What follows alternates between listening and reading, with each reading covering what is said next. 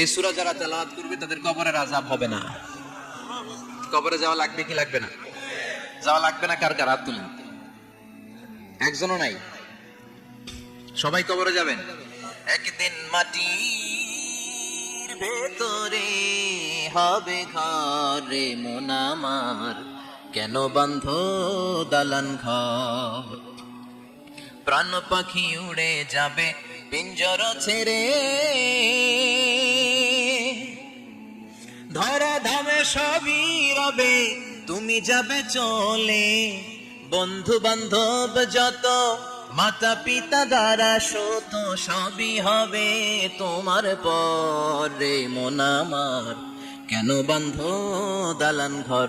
একদিন মাটির ভেতরে হবে ঘরে মন আমার, কেন বান্ধ দালান ঘর? চিল্লায় বলেন ঠিক কিনা? যাওয়া লাগবে, কেউ বাঁচতে পারবে না। দাদা চলে গেল, বাবা চলে গেল, মামা চলে গেল, আমারও যাওয়া লাগবে। সেলিব্রিটি চাই, আরে সম্পদের পাহাড় চাই। ব্যস্ত, আমরা মহা ব্যস্ত। এত ব্যস্ততা কিসের? স্টপ, থামেন, অনেক হয়েছে, আন না, বসেন, একটু ভাবেন। দাদা চলে গেল, বাবা চলে গেল, মামা চলে গেল, আমাকেও চলে যেতে হবে। মাঝে মাঝে কবরস্থানে যাবেন, যে একটু দেখবেন এই কবরস্থানে শিশুরা শুয়ে আছে, কিশোররা শুয়ে আছে, আপনার মতো তাগড়া যুবকরা শুয়ে আছে, ওদেরও রক্ত গরম ছিল আপনার মতো। আজ ওরা নাই, সব শেষ, আপনাকেও যেতে হবে। এই কবরে আমাদেরকে যেতে হবেই। কবরের প্রশ্নের উত্তর দিতে হবে। চিল্লায় বলেন ঠিক কিনা? কবরে প্রথম প্রশ্ন করা হবে, মার রব্বুক, তোমার রবের নাম কি? আমাদের রব কে? ওমা দীনুক, তোমার ধর্মের নাম কি? আমাদের ধর্মের নাম কি? বিশ্বনবীর চেহারা দেখিয়ে বলা হবে, এই লোকটাকে তুমি চিনো কিনা? চিনি না আমরা?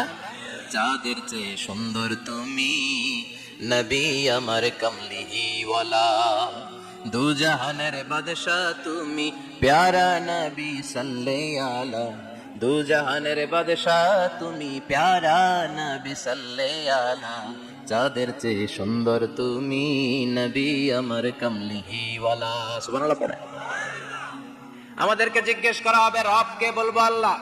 ধর্ম কি? বলবো ইসলাম। এই লোকটারে চিনো নাকি? আমরা বলবো চিনি, আমাদের প্রাণের নবী মুহাম্মদ সাল্লাল্লাহু। তিনটা প্রশ্নের উত্তর করতে পারলে এডিশনাল আরেকটা প্রশ্ন, ওমা ইলমু। এই তিনটা প্রশ্নের উত্তর জানলা কেমনে? নকল করছো নাকি? বাংলাদেশে নকল আছে না নাই? কোথায় নকল করে? হ্যাঁ, কিছু লেজেন্ড আছে দেখি, একেবারে জামার ভিতরে নকল, টুপির ভিতরে নকল, স্কেলের ভিতরে নকল, মোজার ভিতরে নকল, আছে না নাই? কথা বলেন। ফেরেশতারা বলবে, তুমি তিনটা প্রশ্নের উত্তর করলে কি করে? আপনাকে বলতে হবে, আমি কোরআন থেকে শিখেছি, আমি হাদিস থেকে জেনেছি। চিল্লায় বলেন ঠিক কিনা? তখন ফেরেশতারা বলবে, আহলান ওয়া সাহলান, মারহাবান, কংগ্রাচুলেশন, তুমি উত্তর করতে পেরেছো। ইফসাহু লাহু কবরুহু ৭০ যিরান, আপনার কবরটারে ৭০ হাত লম্বা বানিয়ে দেয়া হবে। ইফতাহু লাহু বাবুন ইলাল জান্নাহ, জান্নাতের দিকে দরজা করে দেয়া হবে। ইলবাসু মিন লিবাসিল জান্নাহ, জান্নাতের পোশাক পরিয়ে দেয়া হবে। আর বলা হবে, নাম কানাউমিল আরুস, বাসর রাতে কনেকে নিয়ে বর যেমনি শান্তির ঘুম, আরামের ঘুম দেয়, তুমিও ঘুম দাও। ঘুমাও, you should get some sleep now, you're very tired man, ঘুমাও, অনেক হয়েছে, ঘুমাও। তোমার এই ঘুম কেউ ভাঙাবে না, ইসরাফিলের সিঙ্গার ফুৎকার ছাড়া। আল্লাহ লম্বা ঘুম যেন দিতে পারি, তৌফিক দাও। আর যারা ইসলাম বিরোধী, কোরআন বিরোধী, বিশ্বনবী বিরোধী, তাদেরকেও প্রশ্ন করা হবে, তোর রব কে? মার রব্বুক, সে বলবে, লা আদরি, আমি কিছু জানি না, আমি মাফ চাই, দোয়াও চাই। কথা কোন? জানি না, আমি কিছুই মনে করতে পারছি না, আমি কিছু জানি না, আমার ধর্ম নাই, কর্ম নাই, আমার ধর্ম যার যার, উৎসব সবার, আমার কোনো ধর্ম টর্ম নাই, আমার কোনো নামাজ রোজা নাই, আমার কোনো রব নাই। দ্বিতীয় প্রশ্ন, ওমা দীনুক, তোর ধর্মের নাম কি? সে বলবে, ধর্ম কি? আমি জানি না, আমি ধর্মরে গালি দিতাম, আমি দুনিয়া ইসলাম রে বাস দিতাম, আমি আলেম ওলামাদের বিরোধিতা করতাম, আর শাহবাগের মঞ্চে উঠে ভাষণ দিতাম। আছে না নাই? সব গোমর ফাঁস হয়ে যাবে, ইয়াউমুত তাগাবুন। এরপর বিশ্বনবীর চেহারা দেখিয়ে বলা হবে, এই লোকটারা চিনো নাকি? সে বলবে, চিনি না, তবে আমার বন্ধুরা তার বিরুদ্ধে ব্লগে লিখতো, আমিও ব্যাড ব্যাড কমেন্টস করে দিতাম, এই লোকটার বিরুদ্ধে আমি কার্টুন বানাতাম, এই বিশ্বনবীর বিরুদ্ধে আমি কথা বলতাম। চিল্লায় বলেন ঠিক কিনা? ফেরেশতারা বলবে, লা দারাইতা ওয়ালা তালাইতা, তুই কিছুই পারলি না, তুই তো কপাল পোড়া।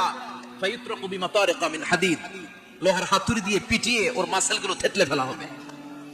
ويقال للارض التئمي কবরের দুই পাশের মাটির বলা হবে চাপ দে, এমন চাপ দিবে فتختلف اضلاعه ডান পাশের পাজরের হাড্ডি বাম দিকে ঢুকে যাবে, বাম পাশের পাজরের হাড্ডি ডান পাশে ঢুকে যাবে, কিয়ামত পর্যন্ত এই মারামারি চলবে। আল্লাহ এরকম ভয়ঙ্কর পরিস্থিতি থেকে আমাদেরকে বাঁচাও। ওই কবরের আযাব থেকে বাঁচার দরকার আছে না নাই? বিশ্বনবী বললেন যে ব্যক্তি রাত্রিবেলায় সূরাতুল মুলক তেলাওয়াত করবে তার কবরের আযাব হবে না। ইন্না হাযিহি সূরা সূরাতুন আযীমা মানিআতুন মিন আযাবিল কবর। এই সূরাটা এমন সূরা, সাধারণ কোন সূরা না।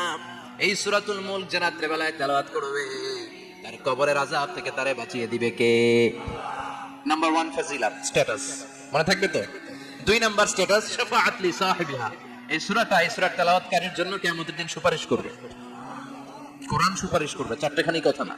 কোরআন যদি আপনার বিরুদ্ধে দাঁড়ায় আপনার জান্নাত ক্যান্সেল, আর কোরআন যদি আপনার ব্যাপারে আল্লাহর কাছে রেকমেন্ডেশন করে জান্নাত আপনার জন্য ওয়াজিব করে দিবে কে? এজন্য বিশ্বনবী বললেন শাফাআত লি সাহিবিহা, কিয়ামতের দিন তেলাওয়াতকারীর জন্য আল্লাহর কাছে সুপারিশ করবে। 2টা গেল। 3 নাম্বার বিশ্বনবী বললেন খাসামাত আন সাহিবিহা। এই সূরাটা কিয়ামতের দিন এই সূরার তেলাওয়াতকারীর পক্ষ নিয়ে আল্লাহর সাথে ঝগড়া করা শুরু করে দিবে। আল্লাহর সাথে ডিবেট করবে, ঝগড়া করবে, যতক্ষণ না হাত্তা আদখালাহুল্লাহুল জান্নাহ। হাদিসের টেক্সট হচ্ছে যে যতক্ষণ না আল্লাহ তাআলা তাকে জান্নাতে না ঢুকায় ততক্ষণ ওই সূরার তেলাওয়াতকারীর পক্ষ নিয়ে আল্লাহর সাথে বিতর্ক, ঝগড়া, তর্ক চলতেই থাকবে। সুবহানাল্লাহ। আরো আসতে বলেন। আবার বিশ্বনবী বললেন মান ক্বারা বিহা ফি লাইলাতিন ফাকাদ আকসারা ওয়া আতওয়াবা।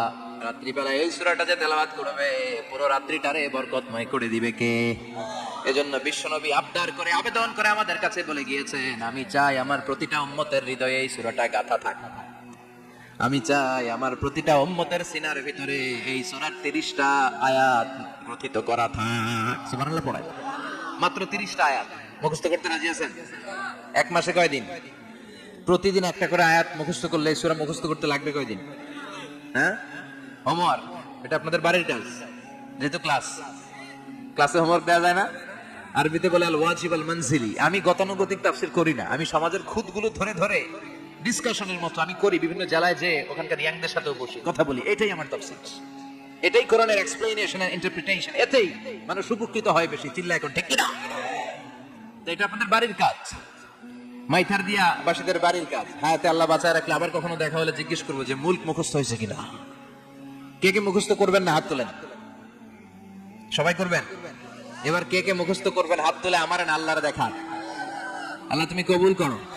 আর জোরে পড়েন আমিন। হাত নামান। এই সূরাটা it's an eye opener for you.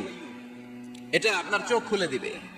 এই সূরাটা আপনার চোখকে খুলে দিবে, আপনার ঘুমন্ত বিবেককে জাগিয়ে তুলবে। স্রষ্টার ব্যাপারে আপনার যদি কোনো সাসপিশন থাকে, সন্দেহ থাকে, এই সন্দেহের পাহাড়কে ভেঙে এই সূরা চুরমার করে দিবে। চিল্লায় বলেন সুবহানাল্লাহ। আল্লাহ ডেকে বলে গোলাম, কিছু কিছু নাস্তিক আছে আমারে খুঁজে পায় না। এরকম কপাল পোড়া নাদান নাস্তিক বাংলার জমিনেও আছে না নেই? এরা বলে আনসিন ইজ নাথিং, যেটা দেখা যায় না ওটা মানি না। বলে না, do you see the air in the atmosphere? বাতাসে, বায়ুমণ্ডলে যে বাতাস ঘুরে বেড়ায় এটাকে তুমি দেখো তো মানো কেন? Why do you believe on that? Why do you believe on air? বাতাস বিশ্বাস করস কেন? কপাল পোড়া নাস্তিকরা বাতাস মানে না। কথা কর। Do you see the bad headache someone feel in his head and he's shouting? মাথার ব্যথায়, মাইগ্রেনের পেইনে যখন কেউ চিৎকার করে তার মাথার ব্যথা দেখা যায়। আমার এখন প্রচন্ড মাথা ব্যথা যদি হয় আপনারা দেখতে পাচ্ছেন তো নাস্তিকরা কি মাইগ্রেনের পেইন বিশ্বাস করে না? মাথা ব্যথা বিশ্বাস করে কি করে না? বাতাস বিশ্বাস করে কি করে না? কয় আনসিন ইজ নাথিং, যেটা দেখি না ওটা বিশ্বাস করি না। কপাল পোড়া। আল্লাহ ডেকে বলে গোলাম আমার সৃষ্টির দিকে তাকা, আকাশের দিকে তাকা, বাতাসের দিকে তাকা, সাগরের দিকে তাকা। সাগরের মধ্যে আমি আল্লাহ আছি না নাই? বিশাল বড় বড় পাহাড়ের দিকে তাকা, ঝর্ণার দিকে তাকা, ঝর্ণার মধ্যে আমি আছি না নাই? ঝর্ণা ঝর্ণা ঝর্ণা রে, বলনা বলনা বলনা রে, কার বিরহে পাগল পাড়া তুই, কার মিলনে ফুল ফসলে ভরা রে তোর দুকুল বই, কার মিলনে ফুল ফসলে ভরা রে তোর দুকুল বই। ঝর্ণা ঝর্ণা ঝর্ণা রে, বলনা বলনা বলনা রে, কার বিরহে পাগল পাড়া তুই। সুবহানাল্লাহ পড়ে। ঝর্ণার দিকে তাকাও, সাগরের দিকে নজর করে দেখো, বিশাল পাহাড়ের দিকে নজর করে তাকাও, ওই পাহাড়ের মধ্যে আল্লাহরে খুঁজে পাবা। চিল্লায় বলেন ঠিক কিনা? ইমাম আবু হানিফার হাতে হাত রেখে শাহাদা বাক্য পাঠ করেছে। সুবহানাল্লাহ পড়ে। ঝিনুকের ভেতর লুকিয়ে থাকে যেমন মতি, ঝিনুকের ভেতর লুকিয়ে থাকে যেমন মতি, কলমা শাহাদাতে আছে আল্লাহর জ্যোতি, কলমা শাহাদাতে আছে আল্লাহর জ্যোতি। সুবহানাল্লাহ পড়ে। এই জ্যোতি যার হৃদয় একবার টাচ করে তার জন্য জান্নাতকে খুলে দেয় কে? এজন্য এই সূরা পড়লে নাস্তিকরা নাস্তিক থাকবে না। নাস্তিকদের জন্য এখানে আল্লাহ মেডিসিন দিয়েছেন, কিছু ডোজ দিয়েছেন। আলহামদুলিল্লাহ পড়া। এই সূরা থেকে আমরা কিছু সময় কথা শুনবো।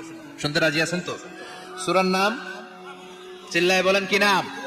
মুলক। মুলক মানে কি? মুলক মানে রাজত্ব, মুলক মানে ক্ষমতা, মুলক মানে পাওয়ার, মুলক মানে কিংডম, মুলক মানে সভরেনিটি। সুবহানাল্লাহ পড়েন।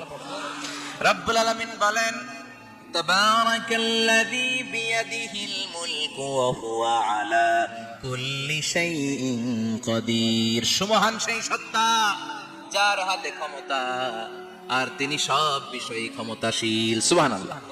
তাবারাকাল্লাযী বিয়াদিহিল মুলক, মহামহিম সে সত্তা, সুমহান সে সত্তা, বিয়াদিহিল মুলকু যার হাতে ক্ষমতা। ক্ষমতা কার হাতে?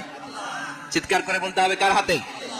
নাকি আমাদের হাতে, না সরকারের হাতে, পুলিশের হাতে, র্যাবের হাতে, মাশরাফির হাতে, হিরো আলমের হাতে?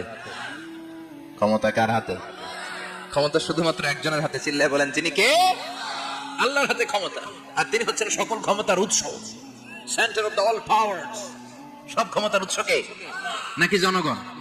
আমরা কিন্তু এটাই শিখি, দেশে আমাদেরকে রাষ্ট্রীয়ভাবে শেখানো হয়, এটা রাষ্ট্রীয় করি। সকল ক্ষমতার উৎস জনগণ নয়, সকল ক্ষমতার উৎস কে? উনি ক্ষমতার উৎস, তিনি ক্ষমতাশীল, মহা ক্ষমতাধর, তার ক্ষমতার সাথে কারো তুলনা হয় না। আমাদের কি ক্ষমতা আছে? কথা বলেন। বল্লা পোকার কামড় খাইছেন? হ্যাঁ, মৌমাছি কামড়াইছে? মৌমাছি কামড়াইলে চিল্লাচিল্লি শুরু করে, তো কি ক্ষমতা আছে আপনার? বল্লা কামড় মেয়েরা দেয় তো ওটা ধরে যে মার মইটাও পারি না। কুত্তায় কামড়াইলে আমরা কুত্তারে কামড়াইতেও পারি না। কথা বলেন। আমরা নাকি ক্ষমতার মালিক। পিছন থেকে কেউ যদি বলে হুজুর সাপ,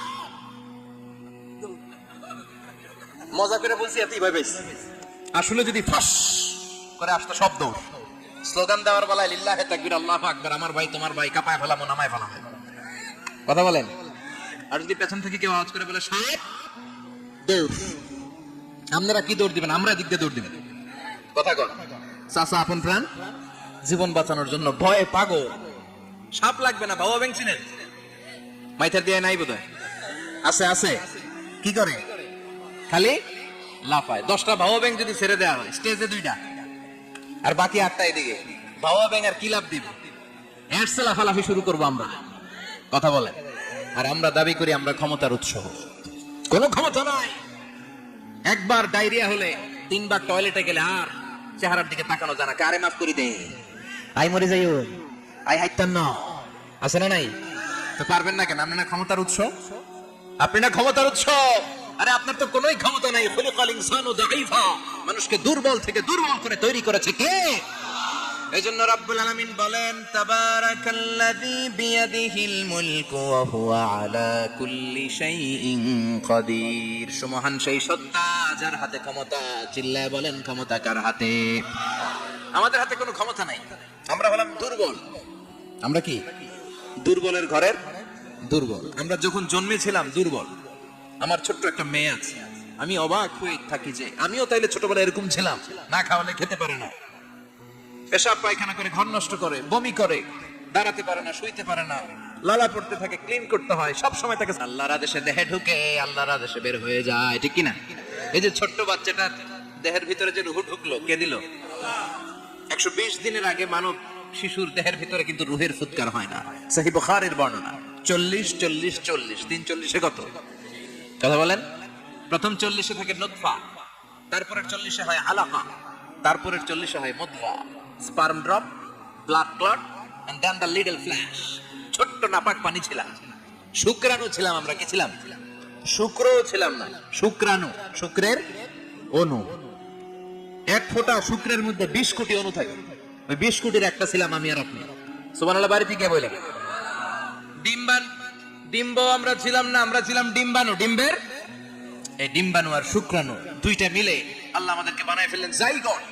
সেখান থেকে এমব্রয়ো, তারপরে আস্তে আস্তে ইনিশিয়াল স্টেজ গুলো শেষে একটার পর একটা স্টেজ পার করে তিনি আমাদেরকে বানালেন আলাকা, সেখান থেকে মুদগা, আমাদের দেহের ভেতরে তিনি স্কেলিটন ভরে দিলেন, কঙ্কাল, মাথার স্কাল দিলেন, খুলে দিলেন, নাক কান গলা দিলেন, আমার রেসপিরেটরি সিস্টেম চালু করে দিলেন। কত ছোট ছিলাম আমি, ক্ষুদ্র ছিলাম আমি।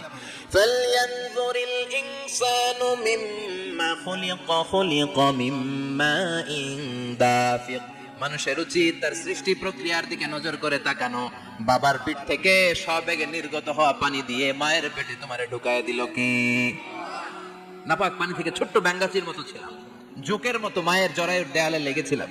সেখান থেকে বড় করতে করতে আমার রেসপিরেটরি সিস্টেম, আমার হিয়ারিং সিস্টেম, আমার সব সিস্টেম গুলো তিনি আমার দেহের ভিতরে সেট করে দিল। চিল্লায় এখন সুবহানাল্লাহ। 120 দিনের সার্টেন পিরিয়ড শেষে তিনি দেহের ভিতরে রুহের ফুৎকার দিলেন। দেয়া মাত্রই আমার রুহুতে ধপ ধপ ধপ শুরু হয়ে গেছে। ওই যে ধপ ধপ শুরু হয়েছে, আজও থামে নাই। এই ধপ ধপ থামলে বাঁচবেন, দম ফুরাইলে আমরা ঠোস হয়ে যাবো, ঠিক কিনা? আরে মানুষ রঙিন ফানুষ, দম ফুরাইলে তবু তো ভাই কারোরই না একটুখানি। আইরে মানুষ রঙিন ফানুষ, রঙিন ফানুষ, আইরে মানুষ। সুবহানাল্লাহ বলেন। সে আল্লাহ বললেন, গোলাম, জীবন আর মরণের মাঝখানে আমি তৈরি করেছি রূহ। পৃথিবীর বিজ্ঞানীরা সব বানাতে পারে, কম্পিউটার বানাতে পারে, প্লেন বানাতে পারে, হেলিকপ্টার বানাতে পারে, রকেট বানাতে পারে, কিন্তু গোটা বিশ্বের সব বিজ্ঞানীরা মিলে কি রূহ বানাতে পারে নাকি? কথা বলেন। গত বছর সোফিয়া নামে একটা রোবট আসছিল না? কথা কন। ওটা মাথা উঁচু করে নিচু করে কথা বলতে চায়, মানুষের মতো হতে চায়। আসলে কি মানুষ? ওটার মধ্যে কি রুহু আছে? রুহু বানাইতে পারবে কেউ? এই রুহু নিয়ে যে কত গবেষণা, মুমূর্ষু রোগীদের উপর গবেষণা চালিয়েছে অনেক। বুলেট প্রুফ গ্লাসের ভিতরে মুমূর্ষু রোগীকে রেখে রেখে তারা চেক করতে চেয়েছে আমেরিকান বিজ্ঞানীরা যে রুহু কোন দিক দিয়ে বের হয়। তারা ওজন করে দেখে, মানুষ মরে গেলে কোন লাশের ওজন বেড়ে যায়, কোন লাশের ওজন কমে যায়। যেটাতে কমে গেছে 2 কেজি কমে যায়, তার অবাক। কিরে, আগে ছিল 80 কেজি, এখন হচ্ছে 78 কেজি, তার মানে 2 কেজি না, এটাই রুহু। এটাই কি? এটা হচ্ছে গবেষণার ধাপ। অনেকগুলো মডিউল তারা আনে, অনেক মুমূর্ষু রোগীকে গ্লাস ফিটিং করা, ইন্টেনসিভ কেয়ারে রেখে তারা অবজার্ভ করে, আর অক্সিজেন মাস্ক খুলে দিয়ে তারা দেখে যে লোকটা ছটফট করে কিভাবে মরে। মরার আগে ওজন মাপ ছিল 80 কেজি, মরে গেছে পরে আবার ওজন দিয়ে দেখে 78 কেজি। কমছে কয় কেজি? বিজ্ঞানীকে পাইছে, সবাই কই কি পাইছে? কই রুহু। কই পাইলেন? কই আগে 80, এখন 78, 2 কেজি। রুহুর ওজন কয় কেজি? তো বিজ্ঞানীদের সিস্টেম হচ্ছে যে কোনো একটা বিষয়ের উপর গবেষণা চালালে তারা পূর্ণাঙ্গ ডিসিশনে পৌঁছতে পারে না। They couldn't jump to the final conclusion just on one module, based on one module. They cannot do it. তাদের অনেকগুলো মডিউল আনতে হয়। তারা আবার নমুনা আনলো আরেকটা।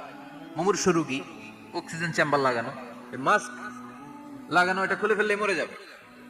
বুলেট প্রুফ করা গ্লাসের ভিতরে ঢুকিয়ে এটার ওজন মাপ, এটার ওজন 60 কেজি। এবার মাস্ক খোল, মাস্ক খুলছে, ছটফট ছটফট করে এটা শেষ। এবার মাপ দেখ, এবার মাইপা দেয়া গেছে 63 কেজি। কয় কেজি বাড়ছে? এক একটার এক এক সিস্টেম হইতেছে, কোনোটা কমে, কোনোটা বাড়ে, কোনোটা কিচ্ছু হয় না।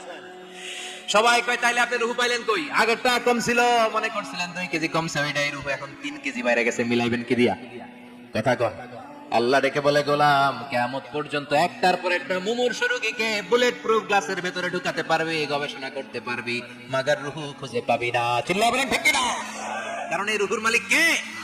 সে আল্লাহ বললেন, আল্লাযী খালাকাল মাউতা ওয়াল হায়াতা লিয়াবলুয়াকুম আইয়ুকুম আহসানু আমালা।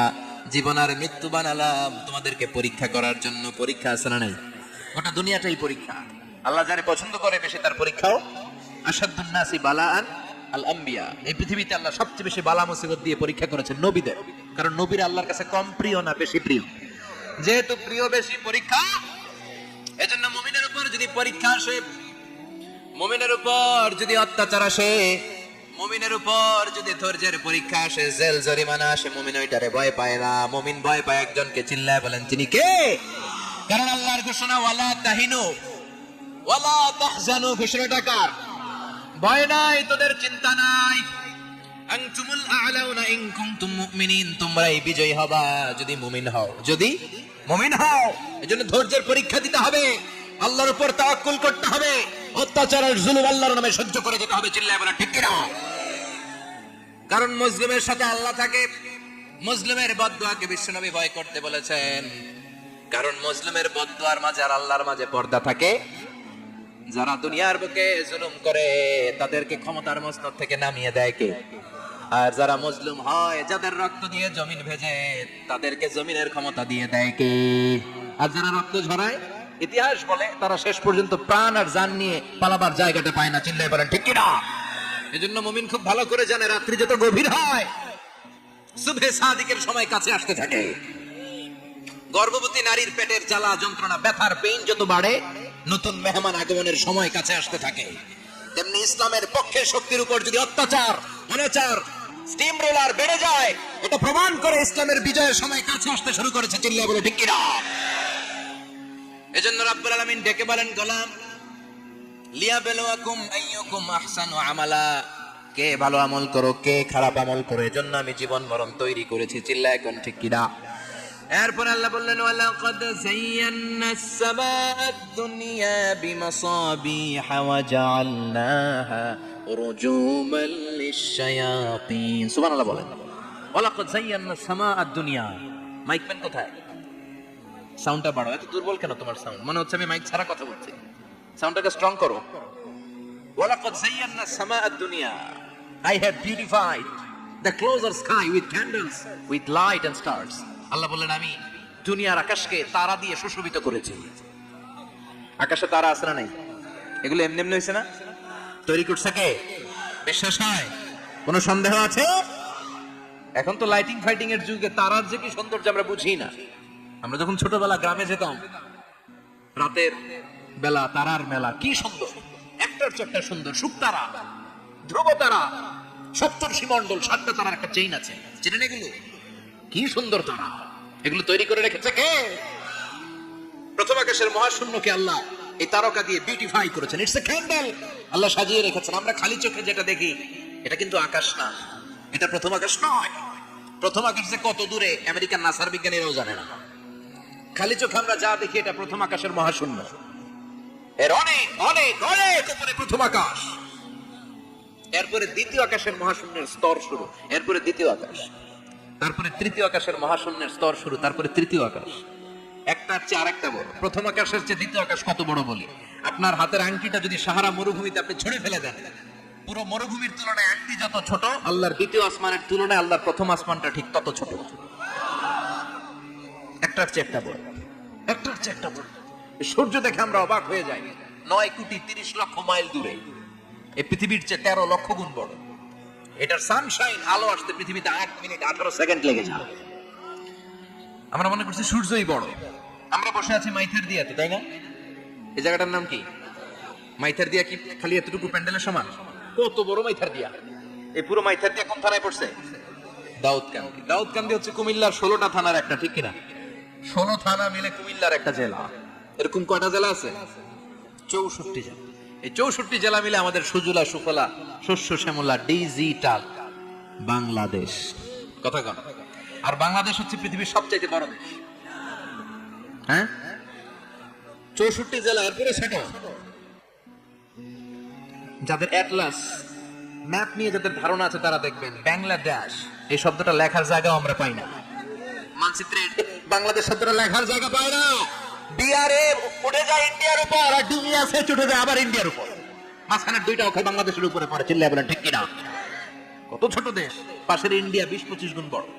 ইউরোপ আমেরিকার অনেক দেশ আছে, আমেরিকায় বাংলাদেশ হচ্ছে 100 গুণ বড়, কানাডা কয়েকশো গুণ বড়, রাশিয়া কয়েকশো গুণ বড়। এরকম প্রায় 200 দেশ নিয়ে পৃথিবীর স্থলভাগ, আর 70% হচ্ছে শুধু পানি। এই সব মিলে আমাদের পৃথিবী। আর এত বড় পৃথিবীর চেয়েও নাকি সূর্য 13 লক্ষ গুণ বড়। তার মানে সূর্যই বড় না, সূর্যের চেয়ে অনেক বড় তারা আছে। সূর্যের পরে পৃথিবীর সবচেয়ে কাছের যে তারা বা স্টার, ওটার নাম হচ্ছে প্রক্সিমা সেন্ট্রাই। নাম কি? প্রক্সিমা সেন্ট্রাই। এরপরে আলফা সেন্ট্রাই এ, আলফা সেন্ট্রাই বি, ইটা ক্যারিনা, বেটেলজিউস, এরকম একটার পর একটা তারা। যেই সূর্য পৃথিবীর চেয়ে 13 লক্ষ গুণ বড়, বেটেলজিউস নামে একটা তারা আছে, ওটা সূর্যের চেয়ে 33 কোটি গুণ বড়। তার মানে কি বেটেলজিউসই সবচেয়ে বড় না? ছোট্ট একটা তারা। এই বেটেলজিউসরা খেয়ে ফেলাইতে পারে এরকম 1000 কোটি গুণ বড় সাইজের তারা আছে না নাই? এরকম কয়েক বিলিয়ন তারা নিয়ে আমাদের গ্যালাক্সি গঠিত। আমাদের গ্যালাক্সি, এটার নাম মিল্কি ওয়ে। এটার নাম কি? আমাদের গ্যালাক্সি। এই গ্যালাক্সিতে আমাদের অবস্থান। এরকম কত হাজার কোটি গ্যালাক্সি আছে, আমেরিকার নাসার বিজ্ঞানীরাও জানে না। আমাদের গ্যালাক্সির সবচেয়ে কাছের যে গ্যালাক্সি, ওই গ্যালাক্সিটার নাম হচ্ছে অ্যান্ড্রোমেডা। কি নাম? অ্যান্ড্রোমেডা। আমাদের গ্যালাক্সি থেকে কেউ যদি কাছের গ্যালাক্সি অ্যান্ড্রোমেডাতে যেতে চায়, তার 2.5 মিলিয়ন লাইট ইয়ার্স সময় লেগে যাবে। কথাটা কঠিন হয়ে গেছে, আমি ভেঙে বলি, তারপরে সুবহানাল্লাহ কই। আমাদের গ্যালাক্সির নাম মিল্কি ওয়ে। মিল্কি ওয়ে থেকে যদি কেউ অ্যান্ড্রোমেডাতে যেতে চায়, কত সময় লাগবে? 2.5 million light year. Light year মানে আলোকবর্ষ। আলোর গতিতে যদি ছোটা যায়, 2.5 মিলিয়ন মানে হচ্ছে প্রায় 25 লক্ষ। তাহলে পৃথিবীতে সবচেয়ে দ্রুতগামী যে বিষয়টা আবিষ্কৃত হয়েছে সেটা হচ্ছে আলো। এই যে লাইট, লাইট মারলে যে ছোটে, এই লাইট প্রতি সেকেন্ডে 1,86,000 মাইল বেগে ছুটতে পারে। 1 মিনিটে না, 1 ঘন্টা না, 1 মিনিটে না, 1 সেকেন্ডে আলো চলে যায় কয় মাইল? 1,86,000। খুঁটি ইমাজিন দ্যাট। আপনি কল্পনা করতে পারেন? হয়তো মাথা নাড়াইতেছেন। এটা কি কল্পনা করা যাবে? আমার তো তার ছিঁড়ে যাচ্ছে। 1 সেকেন্ডে নাকি আলো ছোটে 1,86,000 মাইল বেগে। 1 সেকেন্ড শব্দ কইতে তো 2 সেকেন্ড লাগে। কথা কম। এর মধ্যে আলো চলে গেছে 1,86,000 মাইল। তো কোন রকেট যদি আপনি পান, যে রকেট দিয়ে সেকেন্ডে 1,86,000 মাইল বেগে রকেটটা ছুটবে প্রতি সেকেন্ডে, খেয়াল করেন, ঘন্টায় না, মিনিটে না, কিসে? সেকেন্ডে। যে রকেটটা সেকেন্ডে 1,86,000 মাইল বেগে ছুটবে, ওই রকেটটা দিয়ে আমাদের গ্যালাক্সি থেকে আমাদের পাশের গ্যালাক্সি অ্যান্ড্রোমেডাতে পৌঁছতে আপনার 25 লক্ষ বছর লেগে যাবে। সুবহানাল্লাহ বাড়িতে গিয়ে বললেন।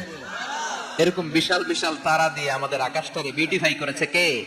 এজন্য আল্লাহ বললেন, ওয়ালাকাদ যায়্যানাস সামাআদ দুনিয়া বিমাসাবিহা ওয়া জাআলনাহা রুজুমান লিশ-শায়াতিন।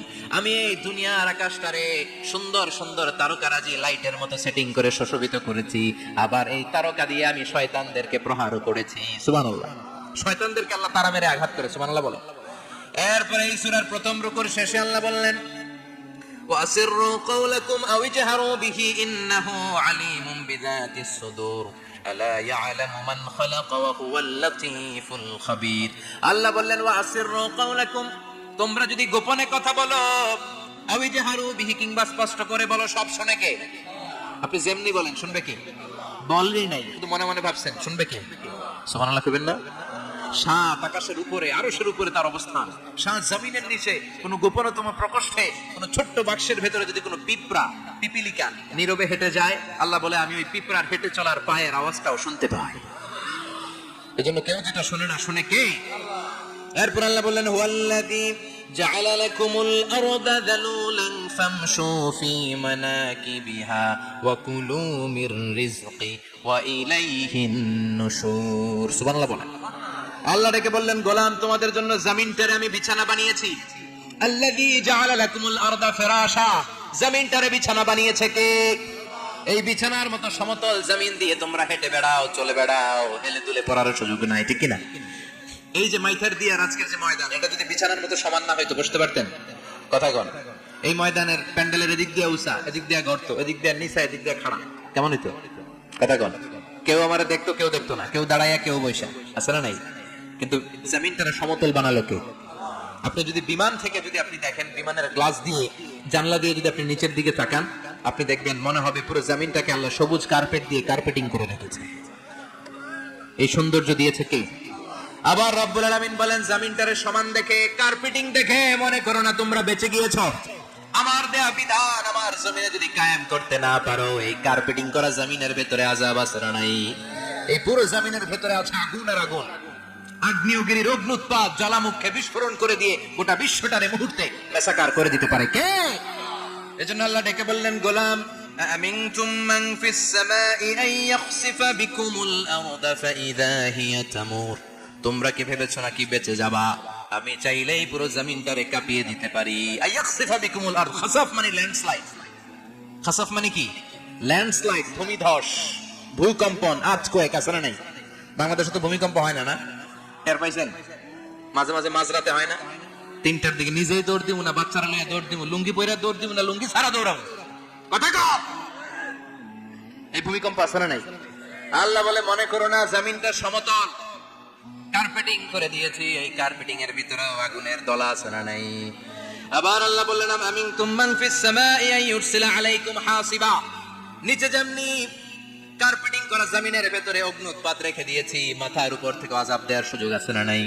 চাইলে আল্লাহ অগ্নি বৃষ্টি দিতে পারে, আগুন বৃষ্টি দিতে পারে, ঠান্ডার বজ্রপাত দিতে পারে। আপনারা লূত আলাইহিস সালামের কওমের নাম শুনেছেন? তারা হোমোসেক্সুয়ালিটি, সমকামিতা করত। ফলে আল্লাহ তাআলা বিশাল এক চিৎকার মেরে সাইয়েদনা জিবরাইলের মাধ্যমে পুরো জমিনটা শেষ করে দিলেন। ফাজআলনা আলিয়াহা সাফিলাহা ওয়া আমতারনা আলাইহিম হিজারাতাম মিন সিজিল। তাদের অপকর্মের কারণে জর্ডানের ওই এলাকাটাকে আল্লাহ বললেন, জিবরাইল এলাকাটাকে হাতে তুলে নে, আকাশের উপরে তুলে পুরো এলাকা সহ মানুষ সহ জমিনের মধ্যে গেড়ে দে। জমিনের নিচের মাটি উপরে নিয়ে গেল কে? উপরের মাটি নিচে নিয়ে গেল কে? পুরো জায়গাটা এখন ডেড সি হয়ে গেছে। কি সি? ডেড সি নাম শুনেন নাই বোধহয়? আজকে শুনে রাখেন, এটাকে বলে মৃত সাগর। এটা গজবের জায়গা, ওখানে মানুষও ডুবে না। লবণের ডেনসিটি, সল্টের ডেনসিটি এত হাই, এই পানির মধ্যে এত গজব, এর মধ্যে কোনো মাছ জন্মায় না, চিংড়ি জন্মায় না, কাঁকড়া জন্মায় না, ব্যাঙ হয় না, শ্যাওলা হয় না, কিচ্ছু বাঁচে না। এটা গজবের জায়গা, চিল্লায় বলেন ঠিক কিনা?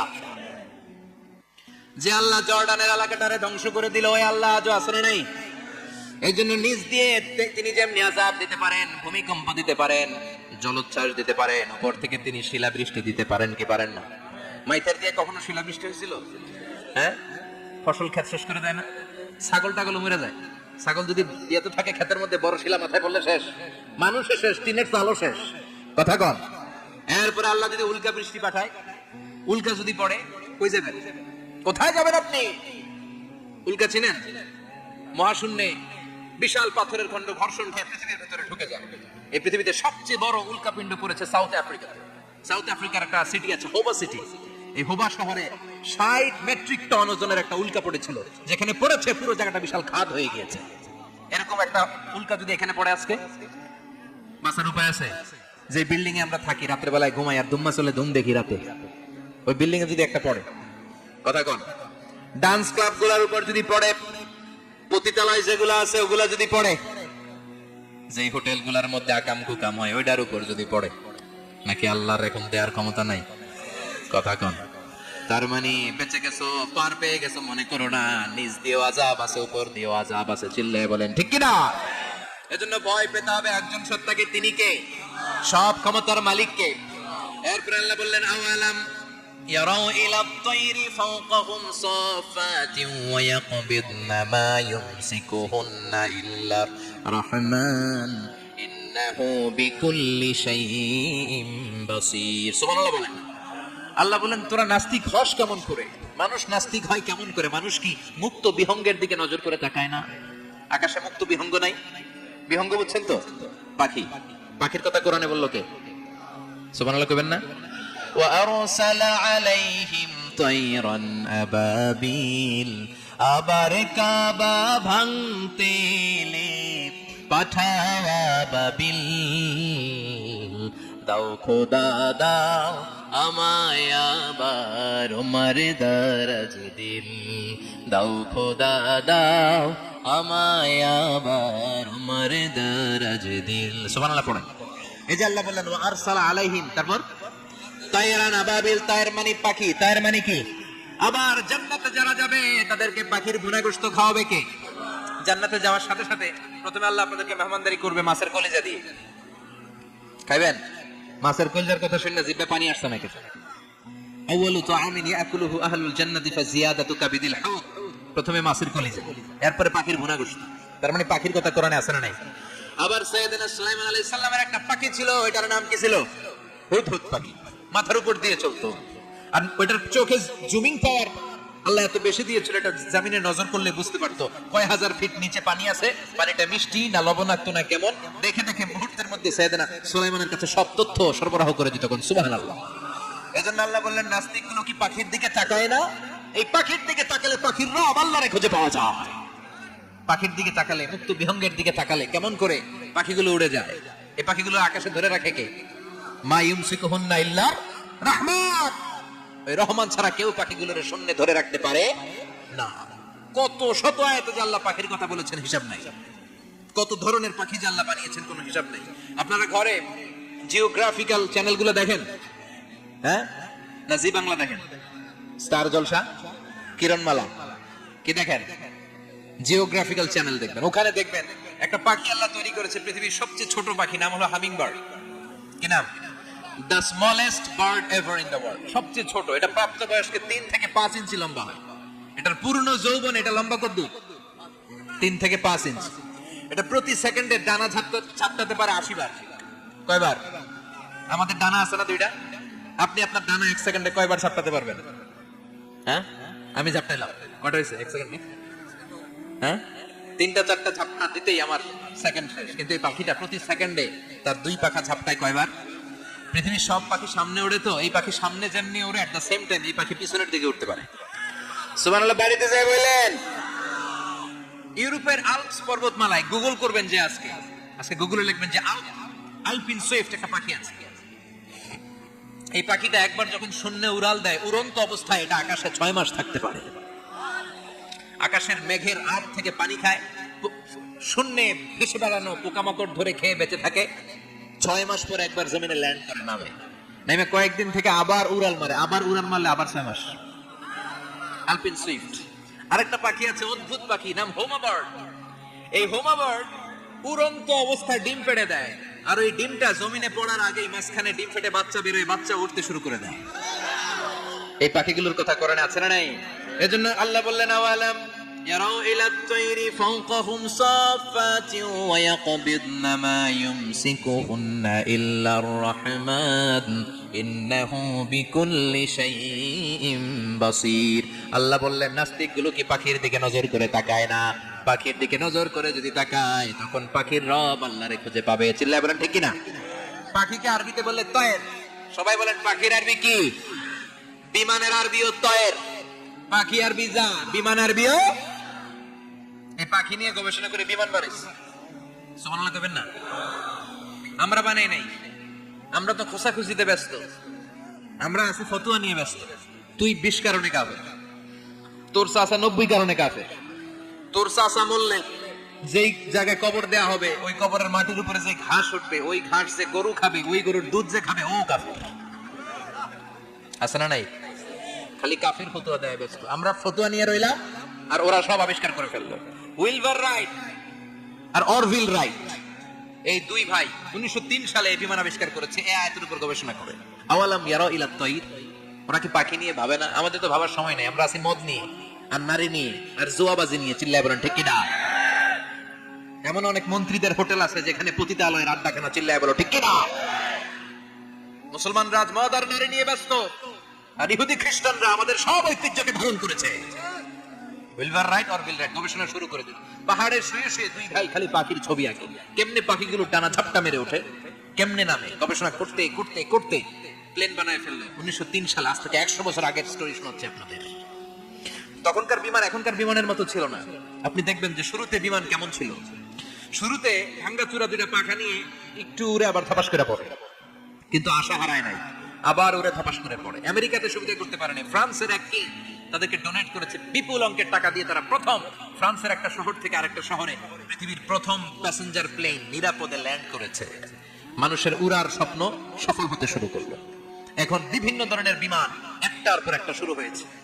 এই পৃথিবীর সবচাইতে দ্রুতগামী যে বিমানটা আগে ছিল, নাম ছিল কনকর্ড, যাত্রীবাহী বিমান। এটার পরে এখন একটা বাইরে এসে বোম সুপারসনিক। কি নাম? Bomb supersonic. এত স্পিডে চলে, এই মাত্র দেখেন এদিকে এয়ারপোর্ট দেখবেন নাই, ওই দিকে। সুবহানাল্লাহ পড়ে। কি বিশাল বিশাল ডাবল ডেকার গুলো নিয়ে শূন্যে উড়াল দেয়। এয়ার বোয়িং A380 বর্তমান পৃথিবীতে সবচেয়ে বড় প্যাসেঞ্জার বিমান। কার্গো বিমান তো এগুলোর 7-8 ডবল বড় হয়। I'm talking about the passenger plane A380। 525 জন যাত্রী নিয়ে এটা শূন্যে উড়াল দেয়।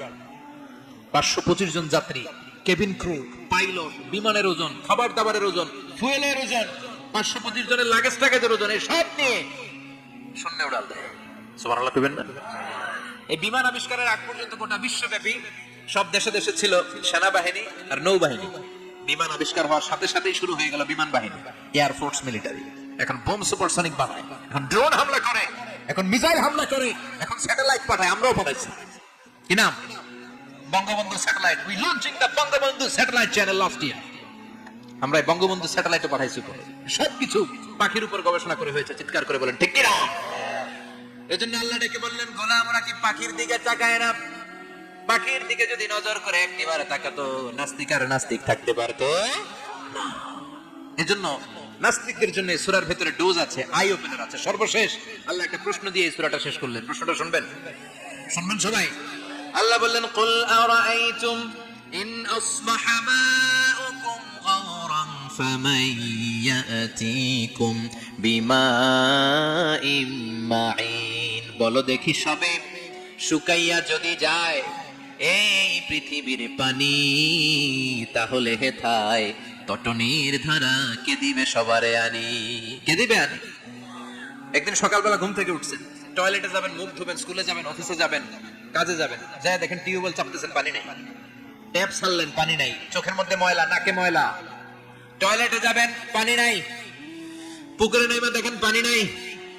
বিশাল বিশাল মেশিন বসিয়ে মাটির নিচ থেকে ভূগর্ভস্থ পানি ওঠানোর চেষ্টা করলেন, একটা পানি নাই। এক ফোঁটা পানি গোটা বিশ্বে কোথাও নাই। কে দিব পানি আপনারে? পানি সম্পদ মন্ত্রী দিব, ডোনাল্ড ট্রাম্প দিব, শেখ হাসিনা দিবে? কেউ দিতে পারবে? এক ফোঁটা পানি বানানোর ক্ষমতা ওদের নেই, ঠিক কিনা? পানির বৈজ্ঞানিক নাম হচ্ছে H2O। কি নাম? এই দেশে H2 নিয়ে কত কথা আছে না নাই? হাইড্রোজেনের দুইটা মলিকিউল, অক্সিজেনের একটা মলিকিউল। এই দুইটা গ্যাস, হাইড্রোজেন আর অক্সিজেন, দুই গ্যাস একসাথে মিলাইলে কি হয়? কথা বলেন। মিঠা নদীর পানি। সুবহানাল্লাহ পড়েন। আল্লাহ বললেন, ঘুম থেকে উঠে যদি দেখো পৃথিবীর সব পানিগুলো একেবারে পৃথিবীর নিচে চলে গেছে, কোন মাধ্যম দিয়ে এক ফোঁটা পানির জোগাড় আর বন্দোবস্ত করা যায় না, কে তোদেরকে পানি এনে দিবে? কথা কন। আল্লাহ ছাড়া এক ফোঁটা পানি এনে দেওয়ার মতো ক্ষমতা কারো আছে নাকি? আবার পানি থেকে পৃথিবীর সব কিছুরে বানালো কে? ওয়াজআলনা মিনাল মাই কুল্লা শাইইন হাই আফালা ইউমিনুন। আল্লাহ বললেন, পানি থেকে গোটা বিশ্বের সব আমি বানালাম। সব জীবিত জিনিস তৈরি হয়েছে পানি থেকে। এটা কোরআনের কথা, কার কথা? আর ১৫০০ বছর পর বিজ্ঞানীরা এখন বলছে পানি থেকেই সব প্রাণ এসেছে। সুবহানাল্লাহ পড়েন। বিজ্ঞানীদের রিসার্চে এসেছে পৃথিবীর সর্বপ্রথম যে প্রাণীটার উৎপত্তি, এটার নাম নাকি অ্যামিবা। কি নাম? It's a very small unicellular organism in the world. এককোষী শৈবাল অ্যামিবা এসেছে পানি থেকে, ওদের কথা। তারপরে এসেছে জুপ্লাঙ্কটন, ফাইটোপ্লাঙ্কটন, ব্যাকটেরিয়া প্লাঙ্কটন, একটার পর একটা ডেভেলপ করেছে, সব এসেছে পানি থেকে। পানি নাই তো কিচ্ছু নাই। পানি হচ্ছে প্রাণের ব্লুপ্রিন্ট। চিল্লায় বলেন ঠিক কিনা? পানির মধ্যে সব প্রাণের অস্তিত্ব রেখে দিয়েছে কে? আবার ফলের মধ্যে আল্লাহ পানি দিয়ে বললেন, আন্না সাবাবনাল মাআ সাব্বা। যেখানে যতটুকু পানির দরকার, রসের দরকার, সব রস দিল কে? ক্ষীরার ভিতরে পানি আছে না নাই? কলার ভিতরে, আপেলের ভিতরে, তরমুজ তো পুরাই পানি। কথা কন। ডাবের ভিতরে কে দিল? নাকি আমনে বানাইছেন? কেউ বানাতে পারে? এই পানিগুলো দিল কে? আবার আল্লাহ বললেন, মারাজাল বাহরাইনি ইয়ালতাকিয়ানি বাইনাহুমা বারযাখুল লা ইয়াবগিয়ান ফাবিআইয়ি আলাই রাব্বিকুমা তুকাযযিবান। দুই দিকে সাগর বয়ে যায়, একদিকে এলোনা পানি, একদিকে মিঠা পানি, একসাথে সাগরটা বয়ে যায়, কিন্তু মাঝখানে এমন ব্লকেজ, একটার পানি আর একটার সাথে মিশে না, আটকায় রাখলো কে? দেখছেন আপনারা কোথাও এটা? কই দেখছিলেন? গোয়ালন্দ, বুড়িগঙ্গার এখানে একসাথে পানি বয়ে যায়, এই জায়গায় পানি, এই জায়গায় পানি মিলে না, মিশে না। দাউদকান্দির এখানে আছে, মিশে না। এর কারণ এই পাশের পানি, এটা ডেনসিটি হাই, বেশি ঘন, এটা ডেনসিটি লো, এটা পাতলা, এটা টেম্পারেচার হাই, এটা টেম্পারেচার কম, এটা লবণ বেশি, এটা লবণ কম, দুইটা দুই পানি একসাথে বয়ে যায়, একটার সাথে আরেকটা মিশে না। এই কারিগরটা কে? চিল্লায় বলতে হবে কে? সেজন্য আল্লাহ বললেন, গোলাম পানি দিয়ে আমি বানালাম, পানি ছাড়া বাঁচবি না। এজন্য সব জায়গায় পানির ব্যবস্থা করে দিয়েছে কে?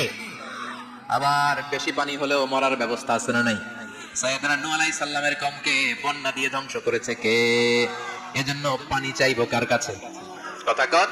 আল্লাহ মেঘ দে, পানি দে, ছায়া দে রে তুই, আল্লাহ মেঘ দে। সবাই পড়েন না? আল্লাহ মেঘ দে, পানি দে, ছায়া দে রে তুই, আল্লাহ মেঘ দে। দেয়ার মালিক একজন, তিনি কে? চাইতে হবে কার কাছে? সব ক্ষমতার মালিক কে? নাকি আমরা? আমরা ক্ষমতার মালিক। আর জীবনে কোনোদিন বলবেন মানুষ সকল ক্ষমতার উৎস, এই কথা কোনোদিন বলা যাবে? সকল ক্ষমতার একচ্ছত্র নিরঙ্কুশ মালিকানা একজনের, চিৎকার করে বলতে হবে তিনি কে? বিপদে আপদে সবসময় আমরা তার কাছে চাই। কার কাছে ফিরবো? আল্লাহ আমাদের সবাইকে কথাগুলো বুঝার ও আমল করার তৌফিক দান করুন।